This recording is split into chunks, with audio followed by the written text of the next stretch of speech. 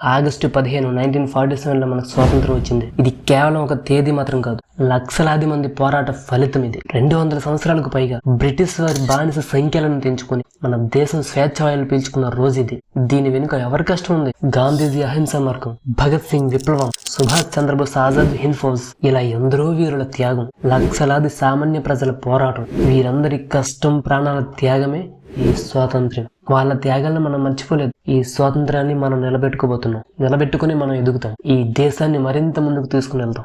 దీన్ని మనం ఎలా కాపాడుకోవాలి? కులమత భేదాలు లేకుండా మనందరం ఒకటే ఉండాలి. అప్పుడే కదా మన దేశం బలపడుతుంది. మనం మన హక్కుల పట్ల ఎంత జాగ్రత్తగా ఉంటామో మన బాధ్యత పట్ల కూడా అంతే నిబద్ధతో ఉండాలి. ఇంతకీ మన బాధ్యత ఏంటి? నెక్స్ట్ తరానికి మనం ఏం చెప్పాలి? మన బాధ్యత దేశాన్ని ఆర్థికంగా, సామాజికంగా, సాంకేతికంగా అభివృద్ధి చేయడం, నిజాయితీగా పనిచేయడం. మన పిల్లలకు మనం నేర్పించాల్సింది స్వాతంత్ర్యం యొక్క విలువలు, మన పూర్వీకుల యొక్క ప్రాణ త్యాగాలు. దేశం అంటే కేవలం మట్టి కాదు, మనందరి భవిష్యత్తు అని. జై హింద్.